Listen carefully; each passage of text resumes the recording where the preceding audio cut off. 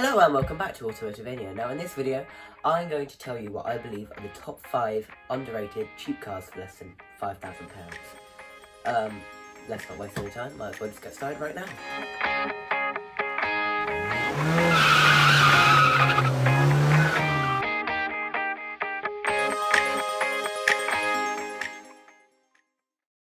Right then, well at number 5 we have the Saab 9.3 2.8 litre Aero Sport Wagon. Now everyone loves a fast estate, don't they? Especially when it's one that can get you to 6.6 seconds to 60 for just £4,000. Now that £4,000 will buy you a 2006 model with just 80,000 miles on the clock. I think they actually look quite cool for a Saab. Saabs often look quite boring, but I think these look quite sporty and cool. Now reliability with these is quite a mixed bag. Some people say it's one of the most reliable cars they've ever had and they've never had any issues. Others, not so much. Owners do like how it drives. They say it's quite comfortable and it handles really well. And of course they like the performance, as the 2.8 litre V6 with 250 brake horsepower sends the car to 60 in just 6.6 seconds, which is very, very decent, especially for a 2006 big estate. One thing that's not so good is the economy, as the combined MPG figure is just 27.2 miles per gallon, and to tax it, it will cost you £675, which is extortionate. Okay, so at number 4, we have the Renault Megane R26 F1 Edition.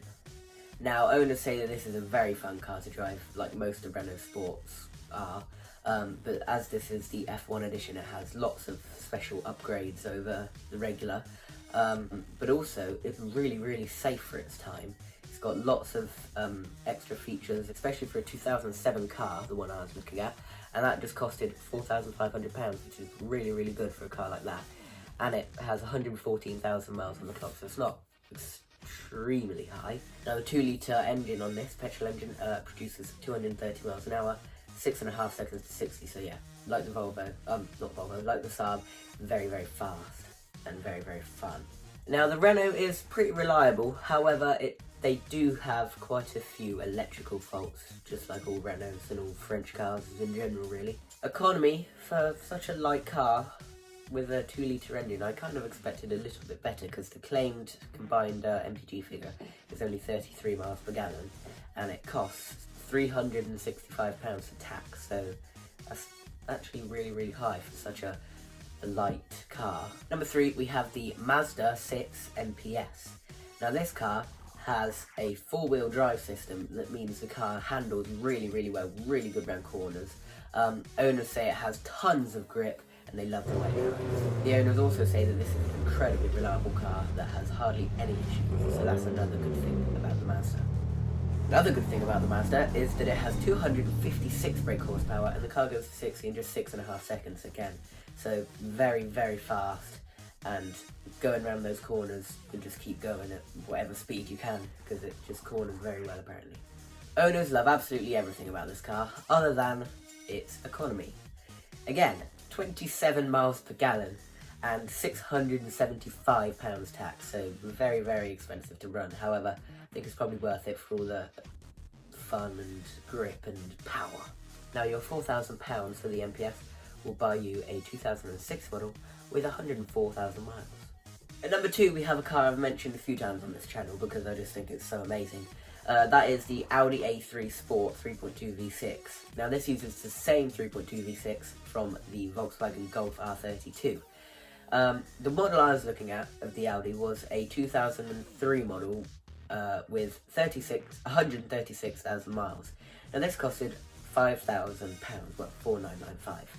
So I went and looked at R32s, and the equivalent R32 with about the same mileage, same year, costed upwards of £11,000. And actually, looking at the stats and the owner's reviews, I think the Audi is actually the better car. Now it's quicker and lighter than the R32, and it has the Quattro 4-wheel drive system, which the owners say is better than the 4Motion system you get on the R32. I was reading one review, and the man had owned previously an R32, and he sold that and decided that the more sensible car was the A3. And he says that it's better. He says it grips more, it's better to drive, and it's faster. So what's not to love? Now it sounds just as good as the R32 because it's got the same engine. And owners also say that it's comfier than the R32, but it still handles just as good. It's also less to insure than the R32, however it's not exactly cheap. And also its MPG is 26.4 miles per gallon, and it costs £395 taxed. But you're basically getting an R32 for £5,000 that's really worth 12 grand, and it's actually better than the R32 in almost every way.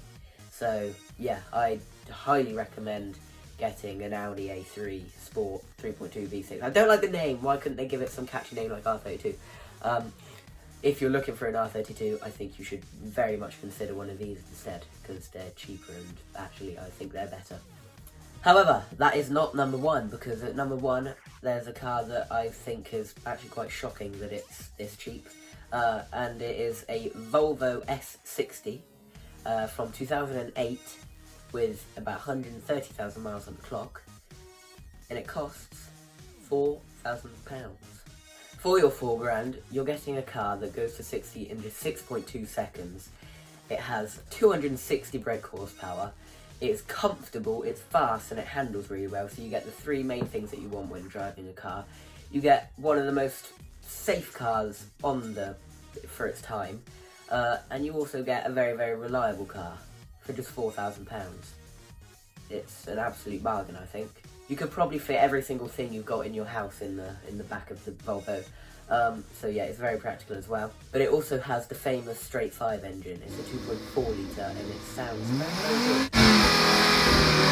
They come with loads of tech, leather seats, cruise control, all bells and whistles, electric, everything.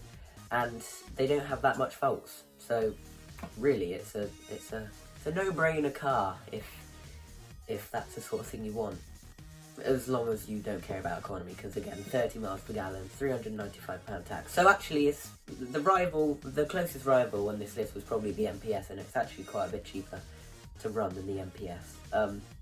So yeah, that is number one in this list. It was actually really close between that and the A3. If you disagree, or if you think you found a better underrated car, let me know. So yeah, thanks for watching. I hope you enjoyed the video, hope you agreed with the video. If you did, give it a like. So yeah, don't forget to like, subscribe, do all the things they say to do on YouTube videos. Do it for this video, do it for this channel. Thank you very much for watching. Bye bye.